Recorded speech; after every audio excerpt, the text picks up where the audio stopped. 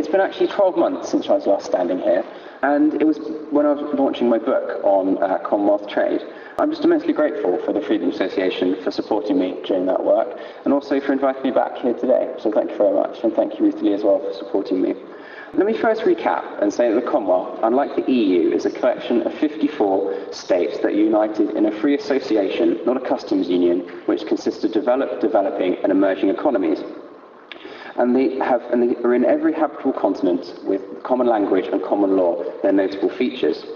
My vision of these countries is that they're not historical anachronism, and they offer each nation a chance to access a truly global network that is the future and not the outmoded past. Before I jump right in, I just want to clarify one fundamental point, and that is that the Commonwealth should not and must not be seen as a dualism between the European Union. The UK has traditionally three strands to its economic and foreign policy. First of all, its special relationship with the United States, its continental role as a major European partner, and finally, its worldwide prestige with its Commonwealth partners. At present, the US-UK relationship remains damaged, and while the Commonwealth is non-existent in the UK's economic plans at present, in Europe, the UK has decided to remain shackled to just 1/16 of the world, which has little sign of having the tools needed for its recovery. That said, Commonwealth trade should be used to augment, not replace, European trade. The Commonwealth is not a panacea. However, it's one of our strongest arrows in the quiver if, I can keep the analogy going, the British archer were to draw and then release it into the world. It's not that we don't have it's not that we can't fire it, it's just we don't have any will or political will to do so.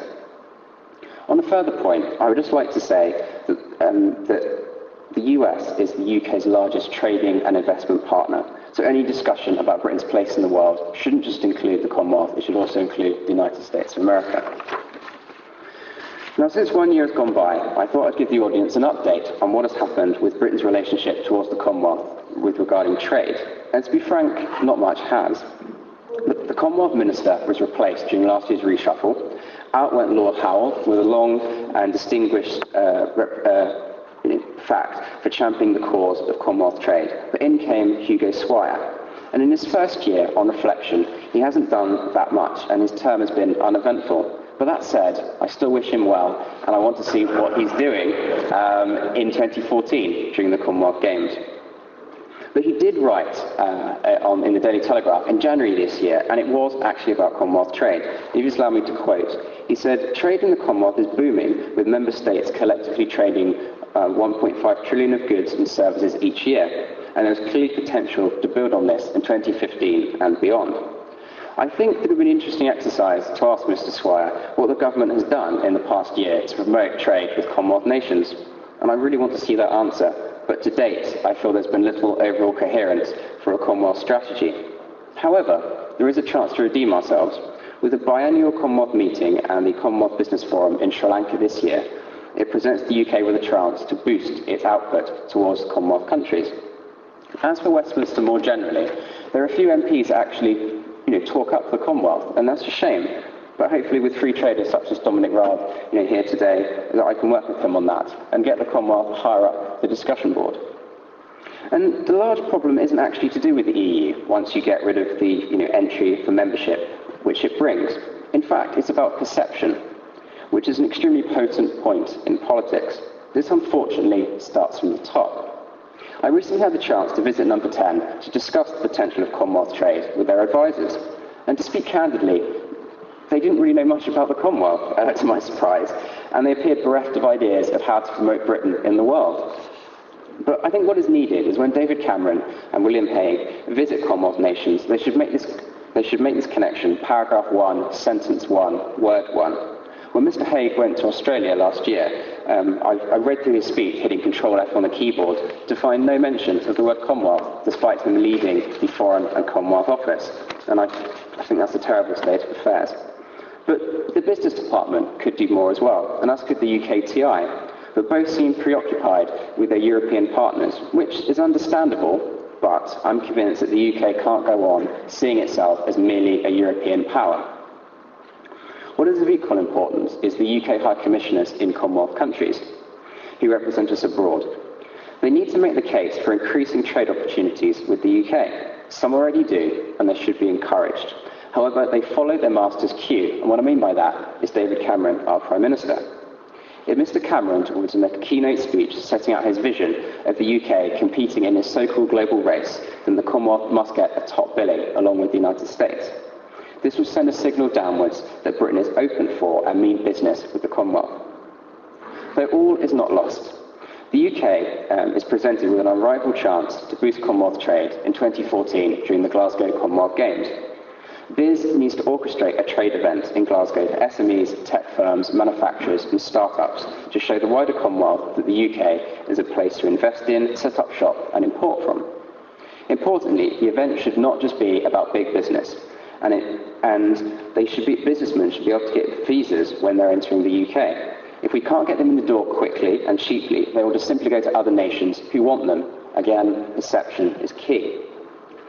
The Commonwealth narrative for believers should be that the UK is being globalist and internationalist free traders and not little Englanders when we talk about the Commonwealth, and this is a point that I want people to take away. One man starting to understand the Commonwealth potential is the London Mayor Boris Johnson. During his recent trips to Australia and New Zealand, he argued for the UK to have a more encouraging labour movement policy towards these countries. I would go further and say that we should include other Commonwealth members such as South Africa, Singapore and Canada. At present, our policy is blatantly discriminatory towards the Commonwealth and biased towards Europeans. To think that people who may share the same head of state, speak the same language and have close family ties to the UK being classed as second-class economic migrants compared to continental counterparts is quite frankly a shameful state of affairs. Britain must address this immediately, and what better time than at the Glasgow Games? Are we really going to have a situation where it's easier for Europeans to be able to watch rugby sevens or cricket or other Commonwealth sports than a Canadian, Nigerian and Jamaican that might well be stuck at Heathrow being classed as a foreigner or an alien? I mean, comical is one word, but I can think of words less savoury. The UK had an economic bounce during the Olympics, but I feel that they should be doing everything they can to have a Commonwealth bounce in Glasgow next year. I also wanted a quick aside on who gets and who should get the Commonwealth.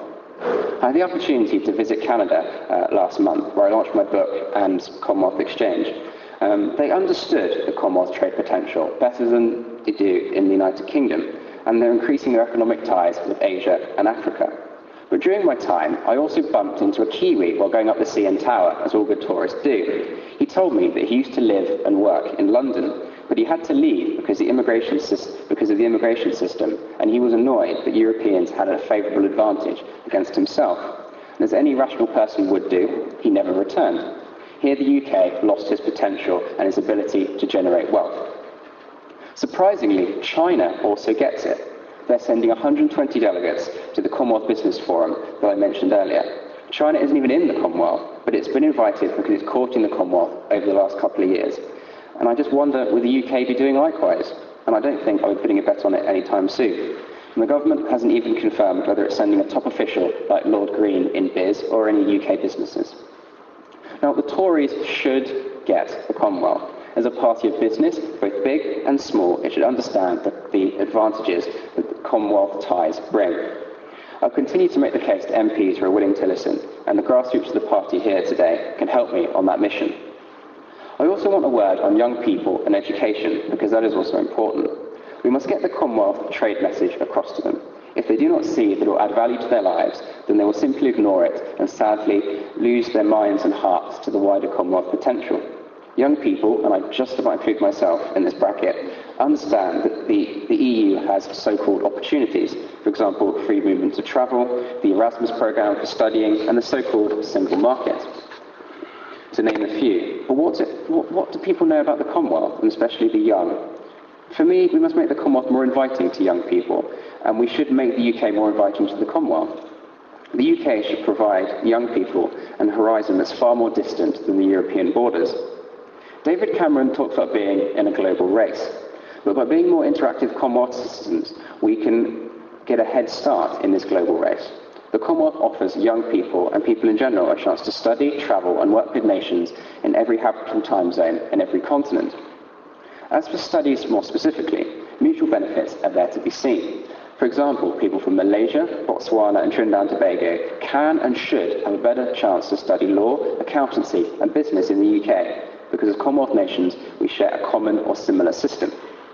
The same goes for UK students wanting to read at elite universities in Canada, Australia or Singapore. Britain was once described as the workshop of the world, but through the Commonwealth we have the chance to be the workforce of the world. This can only happen if the government has a truly internationalist perspective through each one of its policies. At bottom, promoting the Commonwealth is one huge and, dare I say, daunting PR exercise. People know very little about its potential. We must capture both the political and public minds and show the Commonwealth doesn't just begin and end with the Queen, general and sporadic flag waving, and the Commonwealth Games. That is why I established a new association called Commonwealth Exchange that's aimed to promote the trade, education and defensive ties. CX recognises that the Commonwealth must be in the hearts of every businessman and in the minds of every young man and woman. The Commonwealth's longevity resides in younger people using the Commonwealth and interacting with it on that basis. And to that end, I urge you to join us in this journey and help advance the Commonwealth in the UK. You can sign up via the details above me, and together we can play a part in getting the UK to trade its way to greater prosperity through friendly and like-minded Commonwealth partners. Thank you very much.